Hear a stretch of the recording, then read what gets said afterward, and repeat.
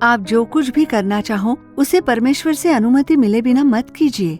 दाऊद ने भी अनुमति के साथ किए काम में विजय और बिना अनुमति के कामों में हार को ही पाया था। आप नई दुकान खोलोगे, वो मेरे लिए खुशी की ही बात है, लेकिन उसमें परमेश्वर की इच्छा भी होनी जरूरी है। तुम अपनी सलाह दूसरों को ही देना, मुझे सिखाने की कोशिश मत करो तुम। परमेश्वर से अनुमति लेकर जब आप लोग काम करोगे तो आपके परिवार में ना कर्ज होगा ना गरीबी होगी, आपके घर में आशीष बना रहेगा।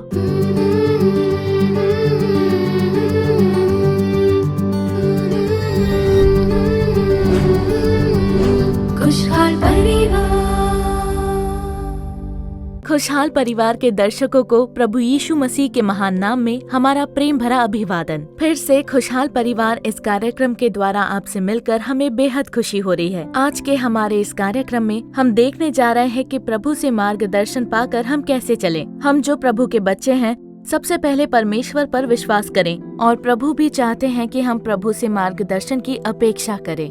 इस तरह परमेश्वर से मार्गदर्शन पाकर चलने का अनुभव न होने के कारण कई लोग अपनी बुद्धि से निर्णय ले लेते हैं और दूसरों की गलत सलाह सुनकर कई सारी तकलीफों में फंसे पड़े हैं।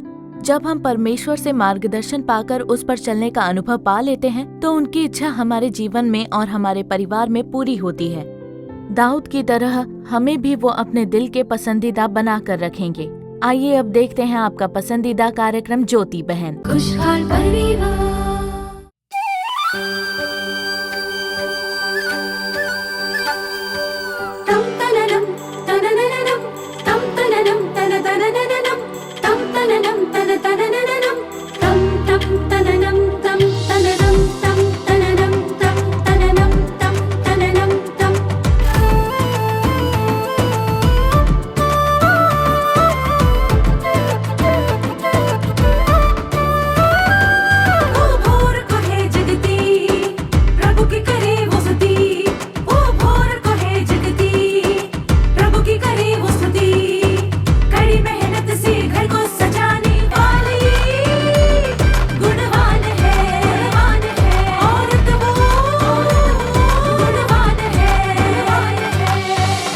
ज्योति बहन।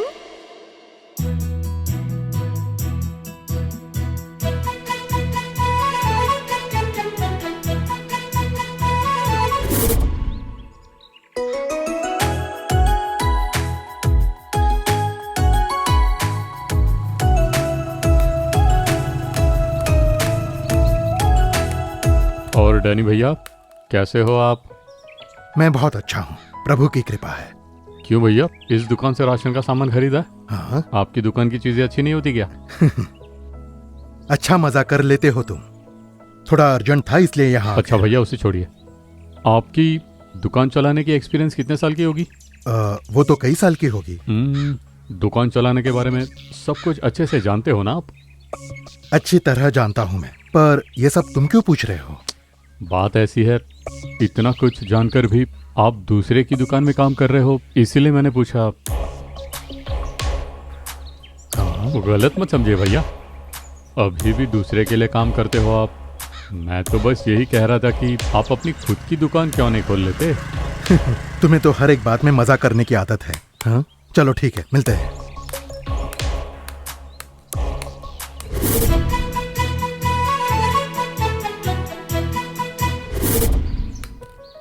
तो भैया, मैंने जो कहा उसके बारे में सोचा आपने? किसके बारे में? अरे वही, खुद की दुकान के बारे में। भैया, आपके पास अच्छी प्रतिभा है और काफ़ी लोगों को आप जानते भी हो, और तो और ज्योति दीदी को जानने वाले सभी आपके ही कस्टमर्स बन जाएंगे। तो आप इतना क्यों सोच रहे हो भैया? बात तो तुम्हारी बिल्कुल ठीक है। मैं ज्योति से भी एक बार इसके बारे में बात करके बताता हूँ। दीदी से इसके बारे में क्यों बता रहे हो आप? क्यों, क्या हुआ? कुछ नहीं, मैं सोच रहा था कि उन्हें एक सरप्राइज दिया जाए, तो इसीलिए। ठीक है, तुम्हारी बात भी ठीक है।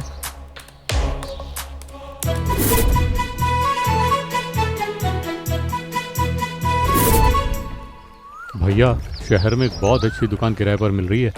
और मेन एरिया में है दुकान। अगर आपने अपनी दुकान वहाँ पर लगा दी ना तो कमाल का बिजनेस होगा वहाँ पर। शहर में? हाँ हाँ, देखिए भैया, बहुत अच्छा चांस है, जाने मत दीजिए। शहर में तो किराया काफी ज्यादा होगा, है ना? वो तो ज़्यादा होता ही है, लेकिन मैंने उनसे बात कर लिया, सिर्फ 15,000 किराया होगा। सिर्फ 10 महीने का किराया एडवांस में दे दिया तो काम हो जाएगा। 10 महीने का किराया एक साथ? फिर राशन की चीजें खरीदने के लिए भी एक अमाउंट चाहिए होगा ना? देखिए भैया, हाथ में 10 लाख हो तो काफ़ी है, बाकी बाद में देख लेते हैं। वो तो माल उधार में उठाकर बाद में पैसे चुकता कर देंगे, उसमें क्या है, आपको तो सब पता है भैया। अब तो आपको सेठ बनने से कोई नहीं रोक सकता। ज्योति जनरल स्टोर्स, कैसा लगा? बढ़िया है ना नाम? अब से आपको भैया नहीं सेठ कहकर बुलाऊंगा, आपकी पूरी जिंदगी बदलने वाली है। हाँ, ये सब सुनने में तो अच्छा लगता है। अब तो आपको सेठ बनने से कोई नहीं रोक सकता।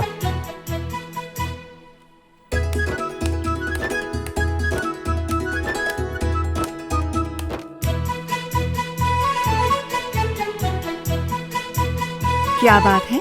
हाँ? आज बहुत खुश नजर आ रहे हैं आप। और क्या आज आपको अपने काम पर नहीं जाना? जाने की कोई आइडिया भी नहीं है। मैं कुछ समझी नहीं।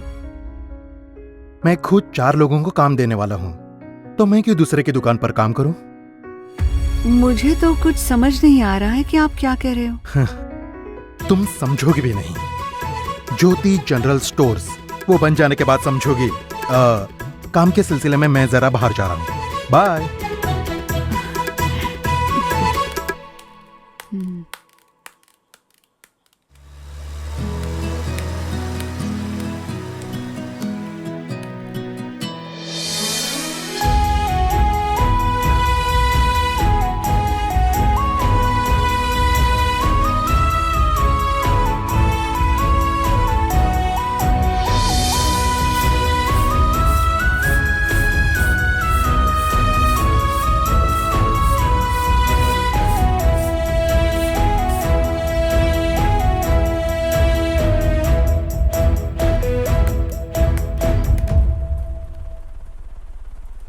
सुनिए, आप जो कर रहे हो वो मुझे कुछ ठीक नहीं लग रहा। क्यों, क्या हुआ? कई दिनों से आप काम पर नहीं गए हो। देखो ज्योति, जितना मेरा अनुभव है ना, उसमें एक शॉपिंग मॉल भी चला सकता हूं मैं।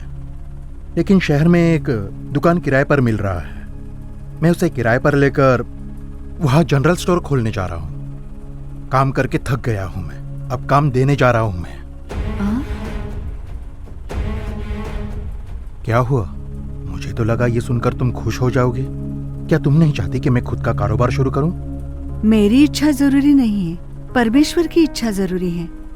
इतना बड़ा फैसला ले रहे हो, परमेश्वर से अनुमति मिले बिना कैसे कर पाएंगे? वो मेरा मतलब था कि आप जो कुछ भी करना चाहो उसे परमेश्वर से अनुमति मिले बिना मत कीजिए। दाऊद ने भी अनुमति के साथ किए काम में विजय और बिना अनुमति किए काम में हार को ही पाया था। आप नई दुकान खोलोगे, वो मेरे लिए खुशी की ही बात है, लेकिन उसमें परमेश्वर की इच्छा भी होनी जरूरी है। तुम अपनी सलाह दूसरों को ही देना, मुझे सिखाने की कोशिश मत करो तुम। और सुन लो ज्योति, मैं भी प्रार्थना करता हूँ, नियमित बाइबल पढ़ता हूँ। मैं भी सही फैसला ही करूंगा। अब मुझे 10 लाख की जरूरत है, अगर तुमसे हो तो मदद करो, पर काम में टांग मत अड़ाओ। पर सुनिए तो,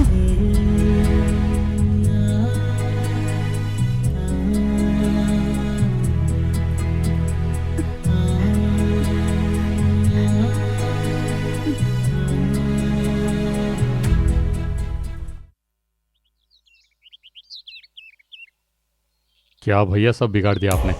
दिए गए तारीख तक अपने पैसों का बंदोबस्त नहीं किया। क्या भैया आप भी? मैं भी कोशिश कर ही रहा हूँ, बहुत जल्दी बंदोबस्त हो जाएगा। बस 1 हफ्ते की मोहलत ले लो, मैं बंदोबस्त कर दूँ। छोड़िए भैया, अब उसका कोई फायदा नहीं है। क्यों, क्या हुआ? अब वो दुकान किसी और के पास चली गई, कोई दूसरा दुकान देखते हैं। तब तक आप अपनी पुरानी नौकरी पर ही चले जाइए। अब क्या बोलूँ मैं? ये क्या कह रहे हो तुम? तुम्हारी बातों में आकर मैंने वो नौकरी भी छोड़ दी। तुमने ही कहा था कि वो दुकान मिल जाएगी। मिल जाएगा भैया, मिल जाएगा। दूसरा कोई दुकान आता है तो बताता हूँ। अच्छा, इसकी बातों में आकर मैं फंस गया हूँ। डुबा दिया इसने तो। ठीक है भैया, आप अब निकलिए। कोई नई दुकान आती है तो मैं बताता हूँ। तुम्हारी बात सुनकर मैंने अपनी अच्छी खासी नौकरी भी छोड़ दी। अब मैं क्या करूँगा? अच्छा, अरे उन्हें इतना तकलीफ क्यों दे रहा है? और नहीं तो क्या, तू अच्छा खासा ही तो था। परमेश्वर की बात करके तुम्हारा मन नहीं भटकाया उस ज्योति दीदी ने? तो क्या तू? और मैं तो सिर्फ उनके परिवार को भटका रहा था। पर वो कहाँ से 10 लाख रुपए का बंदोबस्त कर पाएंगे? वो तो मैं भी जानता था कि इनसे ना हो पाएगा, इसीलिए तो कहा मैंने। और अब मेरी बात सुनकर छोड़ दी ना नौकरी। ये क्या कर दिया तुमने?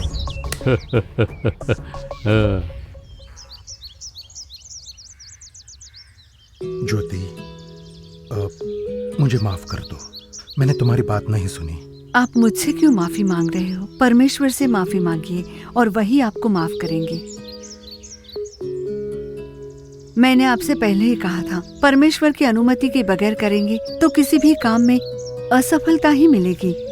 लेकिन आपने तो मेरी बात बिल्कुल भी नहीं मानी।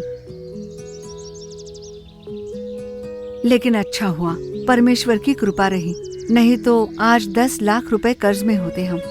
सुनिए, परमेश्वर हमसे हमेशा बातें करते हैं और वो हमारे जीवन के बारे में सब कुछ तो जानते हैं। उन्हीं से आपको सबसे पहले पूछना चाहिए। वो तो आप भी अच्छी तरह जानते हैं। जो हुआ सो हुआ। कुछ गलत सलाह के कारण आप शायद राह भटक गए थे, पर अब भी कुछ बिगड़ा नहीं है। अब ये उदासी छोड़ दीजिए और हमेशा की तरह अपना खुशहाल चेहरा दिखाइए। खुश कैसे रह पाऊंगा? कर्जे में नहीं रहा वो तो ठीक है, पर नौकरी मैंने तो अपनी पुरानी नौकरी छोड़ दी। आप काम पर तो जाइए, आपकी नौकरी कहीं नहीं जाएगी, वो आपके लिए सुरक्षित है। ये क्या कह रही हो तुम? जिस दिन आपने कहा कि आपने नौकरी छोड़ दी है, उसी दिन मैं दुकान के मालिक से मिली और उन्हें सब कुछ बताया कि आप बिल्कुल भी गलत मत समझिए, मेरे पति जल्दी से दोबारा नौकरी पर आएंगे। तो उन्होंने भी मुस्कुराकर मंजूरी दे दी। चिंता किए बगैर आप काम पर जाइए। ठीक है। सिर्फ एक बात याद रखिए, जब भी कुछ करो तो परमेश्वर की अनुमति लेना, ठीक है ना? अच्छा, मैं घर जा रही हूँ। घर पर बहुत काम पड़ा है। अब इसके बारे में ज्यादा मत सोचिए और काम खत्म करके जल्दी घर आइए। सुरेश, तुमने अपनी असलियत तो दिखा दी, अब मेरी असलियत भी देख लो। बहुत जल्दी मेरा दूसरा रूप देखोगे तुम।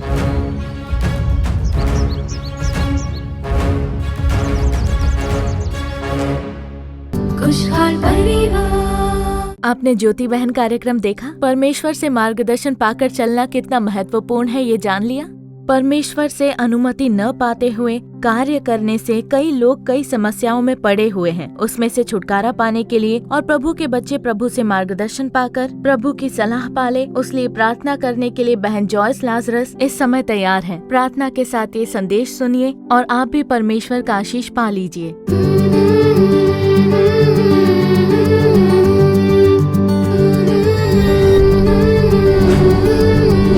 खुशहाल परिवार। परमेश्वर प्रभु यीशु मसीह के महान और सामर्थ्यशाली नाम में हमारे हर एक दर्शक को मेरा प्रेम भरा अभिवादन। प्रभु परमेश्वर इस कार्यक्रम के द्वारा आप हर एक से जरूर बात करेंगे। आपने एक बहुत ही अच्छा नाटक इस समय देखा। एक अच्छी नौकरी करने वाले एक व्यक्ति के पास दूसरा व्यक्ति आकर ये कहता है कि आप अपना खुद का कारोबार कीजिए, और उस व्यक्ति की सलाह सुनकर उन्होंने अपनी नौकरी छोड़ दी और अपना कारोबार शुरू करने के लिए किसी से 10 लाख रुपए उधार भी मांगे।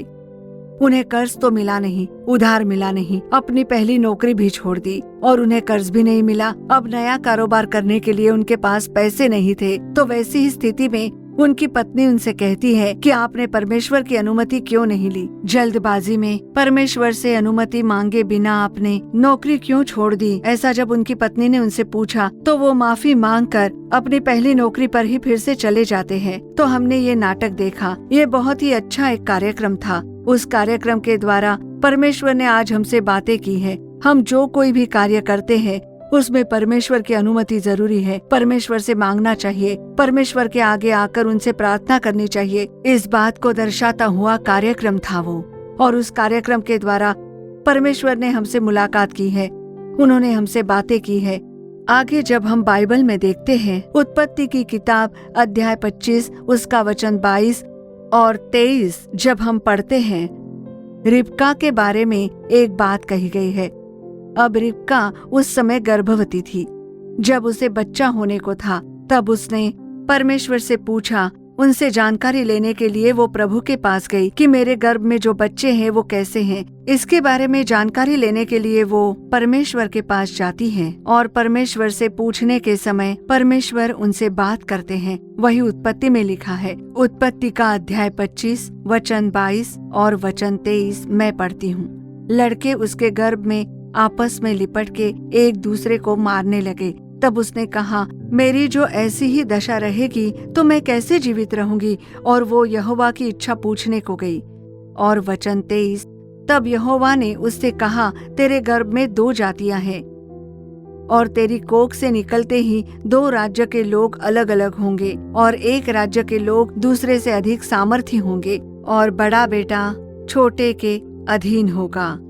ऐसा परमेश्वर ने उसे उत्तर दिया कि बड़ा बेटा छोटे के अधीन होगा। रिबका बस बच्चों के बारे में पूछने के लिए ही परमेश्वर के पास गई थी। तो मेरे प्रियजनों, जब हम पवित्र शास्त्र में देखते हैं, पहले शमूएल की किताब अध्याय 25 और पहले वचन में हम देखते हैं कि दाऊद परमेश्वर से अनुमति मांगने गया। और उतना ही नहीं, पहले शमूएल की किताब अध्याय क्रमांक 30 जब पढ़ते हैं तो जब दाऊद युद्ध में गया था उस समय अमोलकी कहे जाने वाले लोग वहां आकर दाऊद की पत्नी को, उसके बच्चों को और उसका सारा धन चुरा कर लेकर चले गए। तो जब दाऊद लौट कर आकर देखता है तो वहां उसके परिवारजन कोई भी नहीं थे। तब दाऊद रोने लग गया और वो जाकर परमेश्वर से पूछने लग गया कि प्रभु, क्या मैं उनका पीछा करते हुए जाऊं, उस सेना के पीछे जाकर आक्रमण करूं? क्या मैं जाकर अपनी बीवी और बच्चों को वापस लेकर आऊं? ऐसा वो परमेश्वर से पूछने लगा। तब परमेश्वर कहते हैं, जा जाकर अपनी पत्नी और बच्चों को लेकर आ। परमेश्वर से अनुमति पाकर ही दाऊद वहां पर गए और जाकर अपने परिवार को वहां से छुड़ाकर लेकर आते हैं। प्रियजनों, जब हम दाऊद का जीवन देखते हैं, दाऊद एक छोटी बात के लिए भी परमेश्वर से अनुमति पाने वाले एक परमेश्वर के भक्त थे। वह चाहे छोटी बात हो या फिर कोई बड़ी बात हो, प्रभु परमेश्वर से अनुमति पाने के बाद, प्रभु की सलाह मिलने के बाद ही दाऊद अपने कार्य करते थे। तो दाऊद अपने जीवन में परमेश्वर से अनुमति पाने वाले एक व्यक्ति के रूप में थे और परिवार चलाने वाले हमारे जीवन में भी हमें परमेश्वर से हर एक विषय में अनुमति पाने वाले लोगों के समान होना चाहिए। हर एक कार्य के लिए हमें परमेश्वर से अनुमति मांगने वाली महिला के रूप में होना चाहिए। हमारे परिवार को भी वैसा ही मार्गदर्शन करना है। तो मेरे प्रियजनों, क्या हम वही चीजें खरीदते हैं जिसकी हमें जरूरत है? क्या हम उसे लेने से पहले परमेश्वर से अनुमति लेते हैं? क्या परमेश्वर ने उसकी अनुमति दी? व्यर्थ की चीजें हम हमेशा खरीदते रहते हैं, इसीलिए परिवार में कर्ज बढ़ जाता है, गरीबी छाने लगती है। कई परिवारों में कर्ज की समस्या होती है। हम व्यर्थ की चीजें खरीद कर रखते हैं। क्या इसकी हमें जरूरत है? हमारे घर के लिए क्या इसकी जरूरत है? जिस चीज की जरूरत नहीं उसे खरीदना नहीं चाहिए। प्रभु परमेश्वर से अनुमति पाकर हमें जीवन जीना है। परमेश्वर से अनुमति पाने वाले परिवार के रूप में हमें होना चाहिए। क्या परमेश्वर से अनुमति पाकर आपने घर की सारी चीजें खरीद कर घर पर रखी है, या फिर व्यर्थ की चीजें खरीद कर आपने अपने पास रखी है? परमेश्वर की उपस्थिति में प्रार्थना कीजिए कि प्रभु, हमें सिर्फ जरूरत की चीजें ही चाहिए। व्यर्थ की किसी भी चीज को खरीद कर हमें घर में नहीं रखना है। ऐसी आप लोग प्रार्थना कीजिए, परमेश्वर आपकी सहायता करेंगे। उतना ही नहीं, जब आप अपने बच्चों को पढ़ाते लिखाते हो तो हमारे बच्चों को बड़े स्कूल में पढ़ना है, वैसा निर्णय लेकर जो लोग महीने के सिर्फ 30,000 रुपए कमाते हैं या फिर 25,000 कमाते हैं, वो लोग अगर सोचे कि मेरे बच्चों को बड़े स्कूल में दाखिला दिलाना है, मेरे बच्चों को बड़े स्कूल में पढ़ाना है, बड़ा आदमी बनाना है, वैसा निर्णय लेकर आप लोगों की मासिक आमदनी से बढ़कर आपको खर्चा नहीं करना चाहिए। पति पत्नी अगर मिलकर काम करके कमाते हैं तो उनकी आमदनी से ज्यादा खर्च नहीं होना चाहिए। कभी कर्ज मत लीजिए, किसी से कर्ज मत लीजिए, परमेश्वर से अनुमति मांगिए। उन्होंने जो आमदनी दी है उसके लिए स्तुति कीजिए। कहिए, प्रभु बच्चों को पढ़ाना है, हम कौन से स्कूल में उसे दाखिला दिलाएं। ऐसी प्रभु से अनुमति मांगकर आप कार्य कीजिए। और अगर मेरे बच्चों को बड़े स्कूल में पढ़ाना है तो उसके लिए मुझे कर्जा भी क्यों ना लेना पड़े। अगर ऐसा सोचकर आप कर्ज लेते हो तो जान लीजिए जिंदगी भर आप कर्ज में डूबे रहोगे, कर्ज पर कर्ज होगा। इसलिए जितनी आमदनी है उतना ही खर्च कीजिए। अपनी आर्थिक स्थिति को संभालना होगा। इस कार्यक्रम को देखने वाले आप चाहे कोई भी क्यों ना हो, आपके जीवन में जिस किसी विषय को सही करना है उसे सही कीजिए। परिवार बेहद जरूरी है। परिवार में व्यर्थ की बातों को जगह नहीं देनी चाहिए। हद से ज्यादा परिवार में खर्चा करके अपने पति को कर्ज में धकेलिए मत। परिवार में कर्ज नहीं होना चाहिए, गरीबी नहीं होनी चाहिए। परमेश्वर की यही इच्छा है कि तुम हमेशा आशीष से भरे रहे, और इसीलिए परमेश्वर कहते हैं, मेरे पास आइए। तो यीशु के पास जाकर अनुमति मांगिए। रिबका परमेश्वर के पास पूछने के लिए गई, दाऊद अनुमति लेने के लिए प्रभु यीशु के पास गए। तो क्या हम हर एक विषय में परमेश्वर से अनुमति लेते हैं? अनुमति लेने वालों के समान, अनुमति लेने वाले परिवार के समान क्या हम लोग जीवन जी रहे हैं? क्या परमेश्वर की इच्छा हमारे जीवन में पूर्ण हो रही है? क्या परमेश्वर की इच्छा के अनुरूप हम हमारे जीवन को, पारिवारिक जीवन को चला रहे हैं? बिना कर्ज उसका एक जीवन, क्या एक खुशहाल जीवन क्या हम लोग हर दिन जी रहे हैं? क्या हम वैसी एक स्त्री के समान जी रहे हैं? तो हमें सोचना चाहिए, विचार कीजिए, वैसे ही कार्य कीजिए।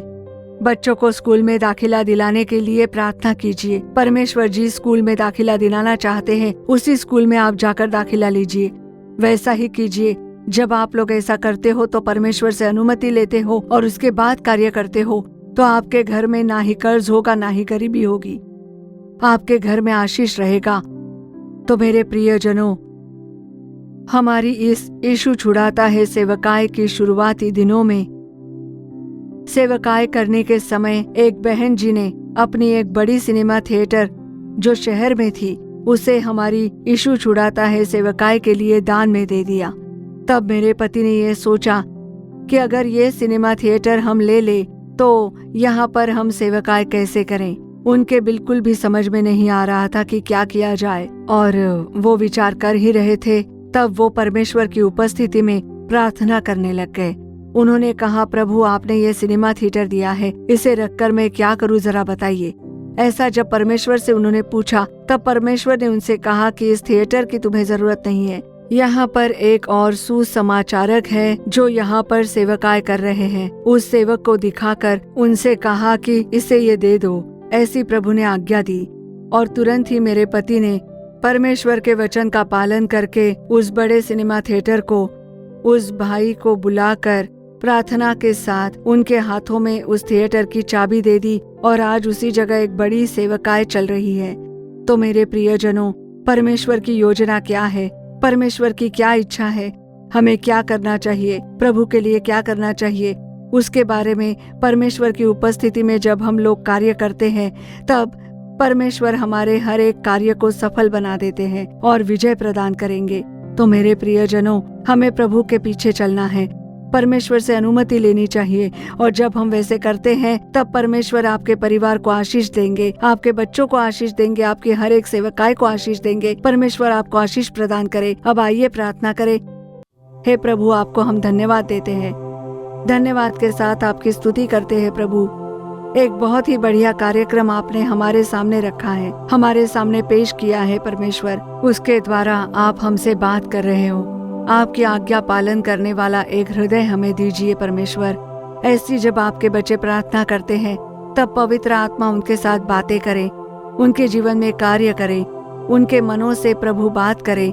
इस कार्यक्रम को देख रहे हर एक बच्चों से बात कीजिए, उनके हृदय में परमेश्वर आप बात कीजिए। अगर वो कोई गलत कार्य कर रहे हैं तो उसे समझकर पश्चाताप करने के लिए, मन फिराकर चीजें सही करने के लिए परमेश्वर आप सहायता कीजिए। परिवार चलाने वाले स्त्रियों के साथ बात कीजिए, युवा बच्चों के साथ बात कीजिए। प्रभु आप बात कीजिए परमेश्वर। हे पवित्र आत्मा आप बात कीजिए हर एक कार्य के लिए परमेश्वर। जैसे दाऊद ने आकर आपसे हर एक विषय में अनुमति लेने के बाद कार्य किया, जिस तरह रिबका आपके समूह में आकर आपसे कार्य को पूछती थी, वैसे ही हमारी बहनें भी आकर आपसे बातें करें। हर एक कार्य के बारे में बहनें आकर आपसे पूछें। उसी तरह एक स्त्री के रूप में हमें बदल दीजिए प्रभु। रात और दिन हर एक विषय में आपसे बात करने वालों के समान, परिवार के हर एक विषय में पूछने वाली स्त्री के समान आप हमें बदल दीजिए। हर एक बहनों को आपका ज्ञान प्रदान करें, समझ दीजिए, बुद्धि दीजिए। समझ के साथ चलने पवित्र आत्मा की कृपा से चलाइए। सारी स्तुति, आदर, महिमा हम आपको ही देते हैं प्रभु। यीशु के नाम में मांगते हैं अच्छे पिता, आमीन आमीन। खुशहाल परिवार। तो प्रियजनों, आज का ये कार्यक्रम आपके लिए आशीष साबित होगा, ऐसा हम मानते हैं। आपको जो भलाई और चमत्कार मिले हैं उसे हमें बताना बिल्कुल मत भूलिए। आपकी जो भी प्रार्थना विनती क्यों न हो, उसे चिट्ठी के द्वारा या ईमेल के द्वारा हमें बताइए। आपके लिए प्रार्थना करने और परमेश्वर की सलाह देने के लिए भाई मोहन सिंह लाजरस और प्रभु के दूसरे दास तैयार हैं। हमारे यीशु छुड़ाता है सेवकाई के सोशल मीडिया प्लेटफॉर्म पर आओ प्रार्थना करें, ये कार्यक्रम प्रसारण होने के लिए तैयार है। परिवार के साथ वो कार्यक्रम देखिए। फिर अगले हफ्ते इसी कार्यक्रम में हम आपसे मुलाकात करेंगे। तब तक के लिए प्रभु की कृपा आपके संग बनी रहे। For further details and prayer support, contact Jesus Redeems Ministries, Nalumavudi, Thoothukudi District, 628-211. Our phone number 04639 353535. info@jesusredeems.org. Our website www.jesusredeems.com. God bless you.